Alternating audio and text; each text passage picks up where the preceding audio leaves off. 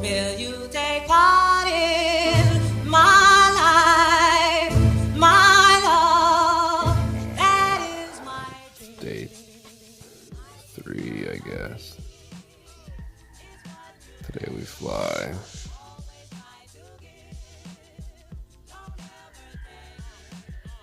Listen to those damn chickens. Why is it the jungle chickens don't want people to sleep ever? It's a common theme I've found with jungle chickens. I better get up. This is my poor moth. I thought he maybe had escaped because I couldn't find him. But he actually just got destroyed in the night. There's just pieces of moth all over the place. So note to self, moths don't make good cuddle buddies because they get destroyed. Sorry, buddy. It's nothing personal. I didn't even know you were in here. So here we got the hut set up. This is suite number 2. This is the one we've been sleeping in. And there's the beautiful pond right there. / pool. Actually pool. This is where we've been eating. This lovely little place here. Yeah, it's not a bad little setup. Just this little hilarious oasis village. There's some jazz in my hair. Look at that. Dust. It's that Mexican dust. It's the same pretty much as American dust, but it's more spicy. Deeper into the forest. Found a wild television. It's just an odd place for a television. This is where the lagoon comes in. You can see it over there. It's pretty sweet. Hello,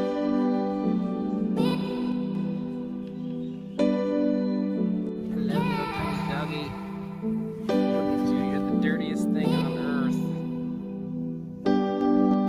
earth. So this is our first launch day. We're going to be taking off from here roughly on tow. Should be interesting.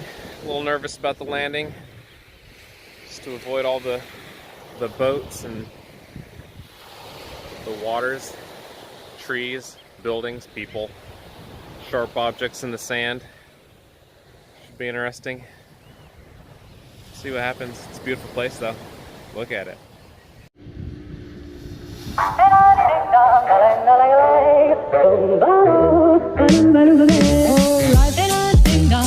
If I could take you up in boom, boom, boom, boom, boom, tell me I'm the only one that you love. Life could be a dream, sweetheart. Life could be a dream. Ding dong, plans would come true. Ding dong, my whole life loving you. Life could be a dream, sweetheart. Hello, hello again. Shaboom, and hoping we meet again. Oh, life. Ding dong, ding dong, ding dong, boom, boom, boom, boom, ding dong, ding dong, ding dong.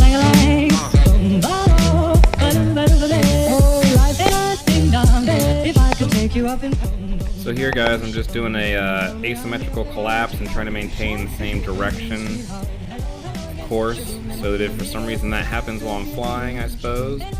And now I'm doing another one, so basically just doing big gears right here. And I'm supposed to try to feel the glider and use weight shift to control where I go, which was super easy. A lot more weight shift than you can do in your paramotor when you're in a free flight harness.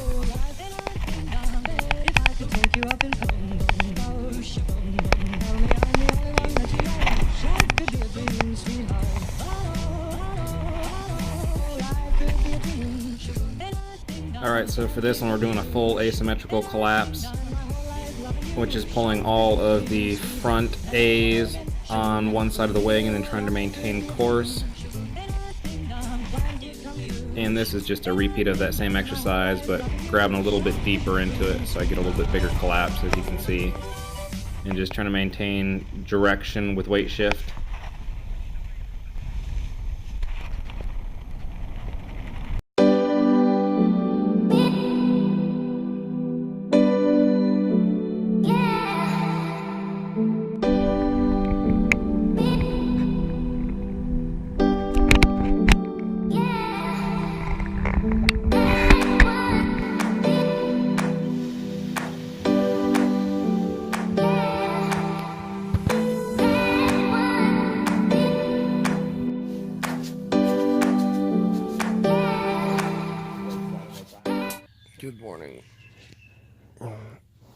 Day 4 in the jungle.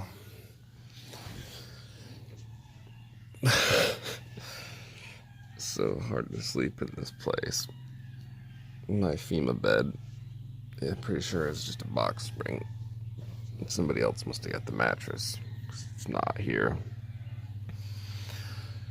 Enough complaining, I'm still in paradise. It's still lovely. So today we're going to be learning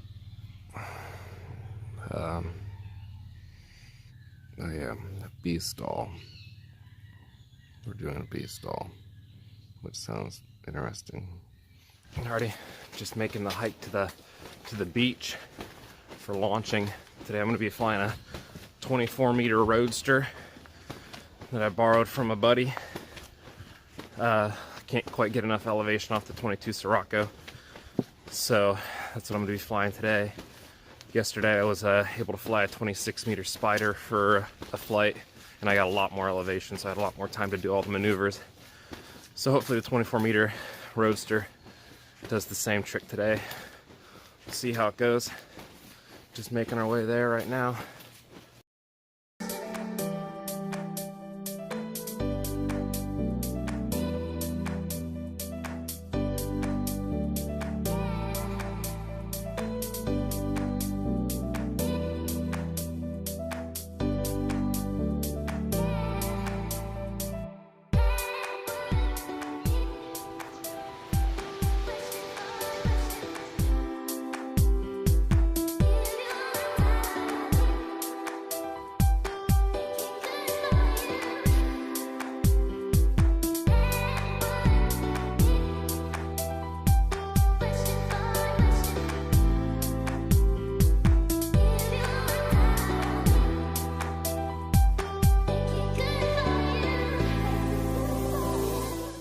So for this one, we're going to do a asymmetrical collapse into outer rotation, which basically I lean into the collapse, brace myself on the opposite side, and here we go.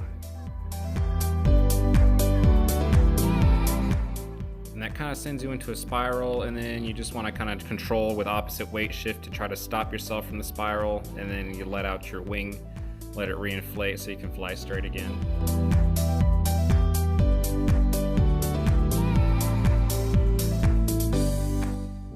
And it's a pretty fun time. It gets you whipping around pretty fast, feel quite a bit of G-forces going on. Not something I would do in a non-SIV course type of scenario unless you've got a water landing and a reserve to throw in case something goes wrong, because obviously you're initiating a collapse, which you would not normally do. But it is quite a bit of fun. We did it a few times and you get a good swing going. It's pretty sweet.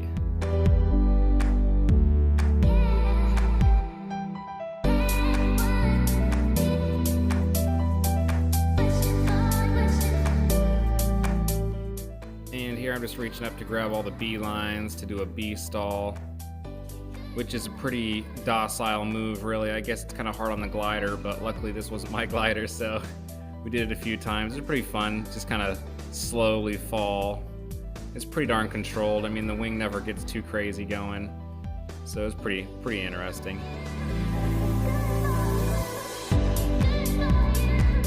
It does take quite a lot of pull, really, because it's almost like you're doing a pull-up with the entire thing, so all your weight and everything's just on those bee lines, so you're pretty much having to just do a pull-up on those lines. So it takes quite a bit of tug. It's not something that the wing just wants to do, that's for sure.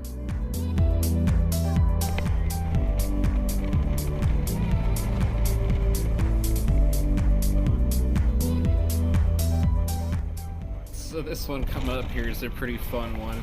He's wanting me to do a frontal collapse on full speed bar, which went a little bit more interesting than we had originally anticipated. So there I'm putting on full speed bar.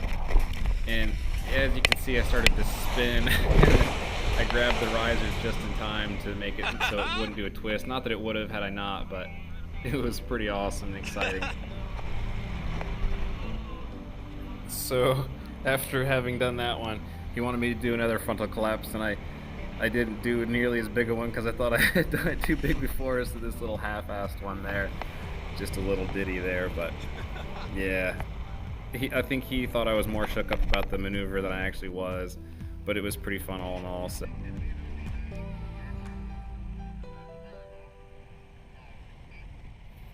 So this one's the next day actually. So for this maneuver, we're doing a downward spiral, not going into fully locked spiral, but just a downward spiral and control the outer tip of the wing, so you can control the angle at which you go into the spiral. And you get a lot of G-forces in this maneuver. It's a good descent technique, but it was a lot of fun for sure, and it kind of lines you up for doing something like a sat.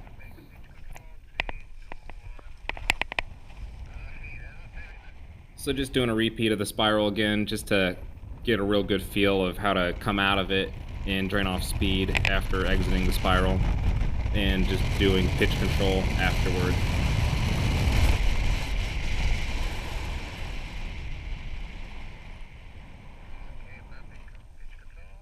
For this one, we're basically just doing the same thing, but we're doing a turn to the left and then a turn to the right real hard to try to swing into the spiral a little bit faster.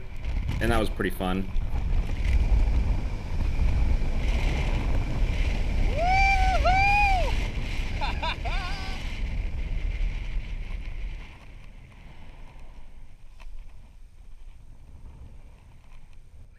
And now we're doing a search for stall point.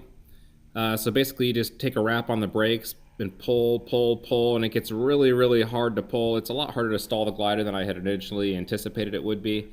So you can just see how much I'm having to pull the brakes, and then finally it gives, and then we're just going hands up on the brakes so that we don't send it into a full stall.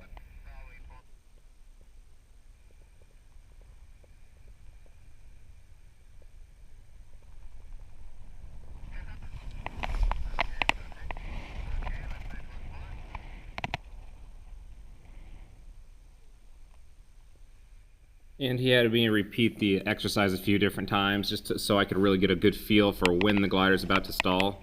And it's pretty easy to tell. You can really feel that the wind kind of stops moving forward, and you start to feel a little bit from below as you start to go into the stall. And the brakes really go soft right before the wing collapses, just like that. So that was a pretty good exercise just to be able to really get a good feel for when you're about to stall your glider. This is the way to the beach. You come down this hilarious corridor.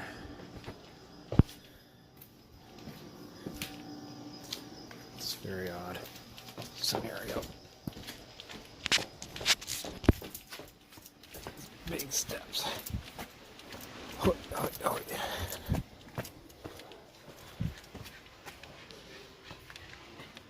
So I'm just gonna bust it home and be back in the morning for more flying. I'll see you tomorrow, guys.